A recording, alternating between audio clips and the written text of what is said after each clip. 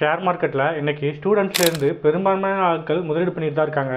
ஏன்னா மக்கள்கிட்ட அந்தளவுக்கு விழிப்புணர்வு அதிகமாக வந்திருக்கு. அது மட்டும் இல்லாமல் தொழில்நுட்ப வளர்ச்சியும் முதலீட்டு வாய்ப்புகளும் இதுக்கு முக்கியமான காரணங்கள். இன்றைக்கி பணம் சம்பாதிக்கிறதுக்கான வாய்ப்புகள் நிறைய கொட்டி கிடக்குது. இருந்தாலும் பெரும்பான்மையான மக்கள் நஷ்டம்தான் அடைகிறாங்க. அதுக்கு காரணம் போதிய அனுபவம் இல்லாதது, பங்கு சந்தை குறித்த தெளிவு இல்லாதது தான் முக்கியமான காரணம். ஷேர் மார்க்கெட்டில் பல ஏற்ற இறக்கங்கள், லாப நஷ்டம் இதெல்லாம் பார்த்த பிறகு தான் ஒரு தெளிவு கிடைக்கும். மார்க்கெட் இறங்குறத நாம் எப்படி பார்க்கணும், அதை எப்படி எதிர்கொள்ளணும், இந்த மாதிரி நேரங்களில் நாம் செய்யக்கூடியதும் செய்யக்கூடாததும் என்னென்ன அப்படிங்கிறத பற்றி நமக்கு தெளிவான புரிதல் வேணும். ஓகே ஃப்ரெண்ட்ஸ், ஷேர் மார்க்கெட் இறங்கும் போது நாம் என்னென்ன வழிகள்லாம் பின்பற்றணும் அப்படிங்கிறத பற்றி தான் இன்றைக்கி வீடியோவில் பார்க்க போகிறோம். வாங்க வீடியோக்குள்ளே போகலாம்.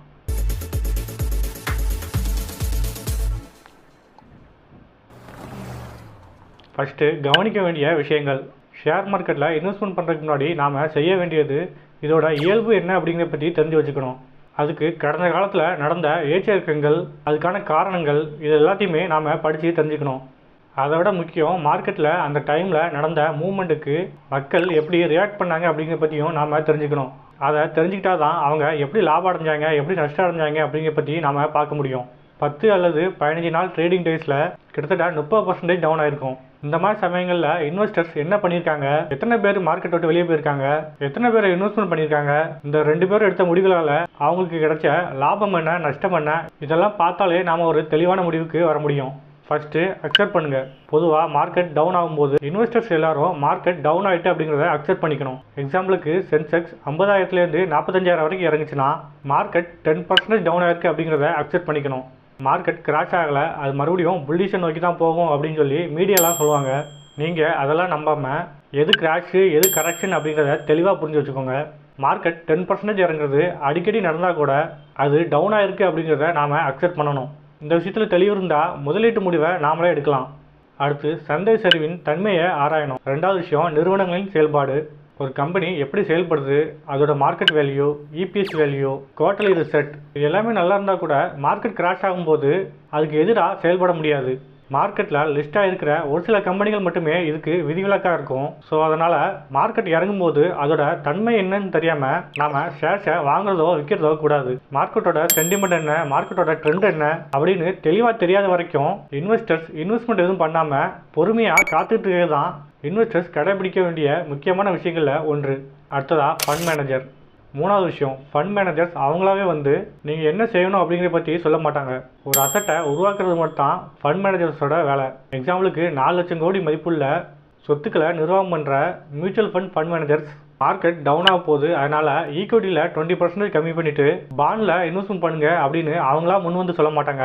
ஆனால் அவங்க கடன் பத்திரங்களில் அதிகமாகவும் ஈக்விட்டியில் கம்மியாகவும் இன்வெஸ்ட்மெண்ட் பண்ண சொல்லி ரெக்கமெண்ட் பண்ணுவாங்க.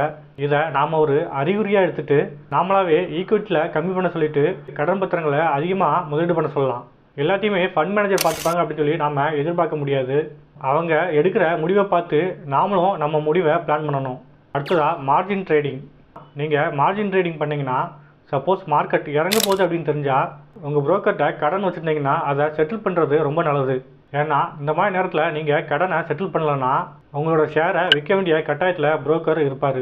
ஏன்னா மார்ஜின் கால்களை தவற விடுறவங்களுக்கு செபி கடுமையான அபராதம் விதிக்கும். இதனால் நீங்கள் வச்சுக்கணும் அப்படின்னு நினைக்கிற பங்குகளை கூட விற்க வேண்டிய நிலைமை வந்துடும். ஸோ இதனால் மார்க்கெட் டவுன் ஆகும் அப்படின்னு தெரிஞ்சால் உங்கள் புரோக்கர்கிட்ட இருக்க கடனை செட்டில் பண்ணிடுங்க.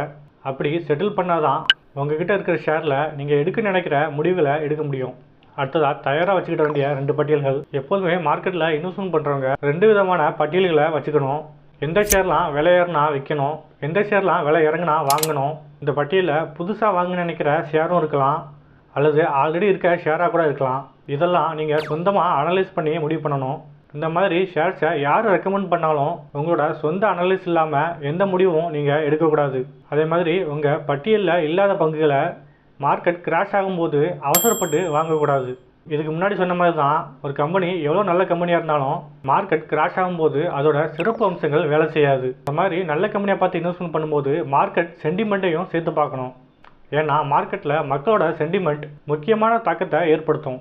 ஏன்னா மார்க்கெட்டில் இருக்கிற எல்லா ரூல்ஸையுமே உடைக்கிற திறன் மக்கள் சென்டிமெண்ட்டுக்கு இருக்குது. இதுக்கு முன்னாடி எந்த ஷேர்லாம் இறங்கவே இறங்காது அப்படின்னு சொன்னாங்களோ அந்த ஷேர்லாம் மோசமான அளவுக்கு இறங்கியிருக்கு. ஸோ இதனால் மார்க்கெட்டில் நிதானமாகவும் விவேகமாகவும் செயல்படுறது தான் சிறப்பான வருமானத்தை கொடுக்கும்.